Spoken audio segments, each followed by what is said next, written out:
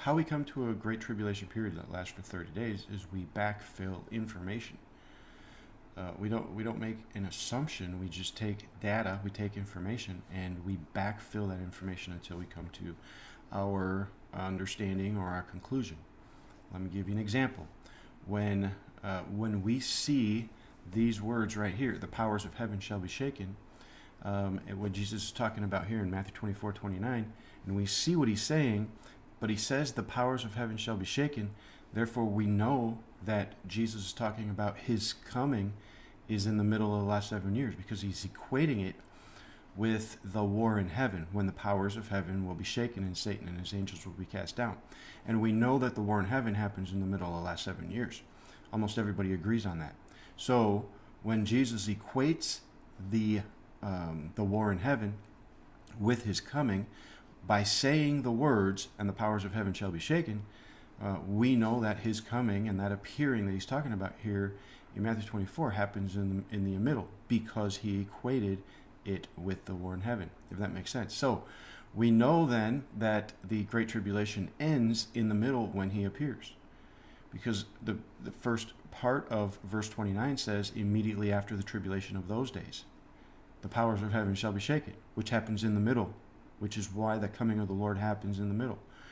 But if the Great Tribulation ends in the middle when he appears, which is our conclusion based on what he's talking about and what he's saying, then if the Great Tribulation ends in the middle, what else do we know about it? Well, we know that it was cut short in the middle by his appearing. So we know it's a short period of time because it was cut short. Well, we know that. We know that it begins, based on what Jesus said in Matthew 24. He said it begins at the time of the abomination of desolation. What did he say? For then there shall be great tribulation. What did he mean by for then? Well, you back up a couple of verses and you see it says, when you shall see the abomination of desolation spoken of by Daniel the prophet standing in the holy place, for then there shall be great tribulation. So we know that the Great Tribulation ends in the middle because Jesus equated his coming with the war in heaven. We know that the Great Tribulation ends there. We know that it's a short period of time, and we know that it begins, the Great Tribulation begins at the time of the abomination of desolation. And we know from Daniel 9:27 that the abomination of desolation happens in the approximate middle of Daniel's 70th week. Why do I say the approximate middle instead of the exact middle?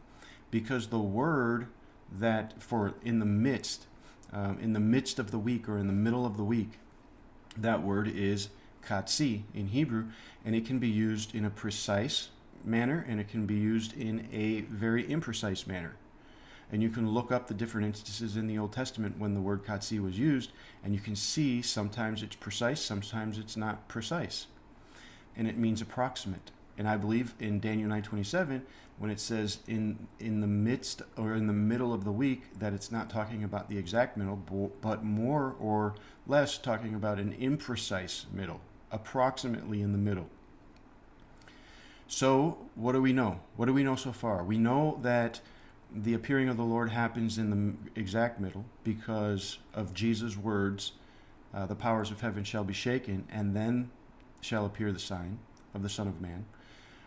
Jesus equated his coming and his appearing that he's talking about in these passages, he equated it with the war in heaven.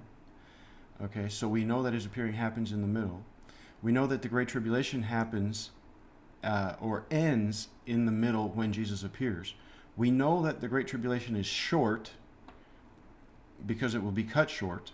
We know that the Great Tribulation begins at the abomination of desolation, and we know that the abomination of desolation happens in the approximate middle of Daniel's 70th week. So therefore we know that the Great Tribulation doesn't last for the first 3.5 years, just by backfilling the data, backfilling the information.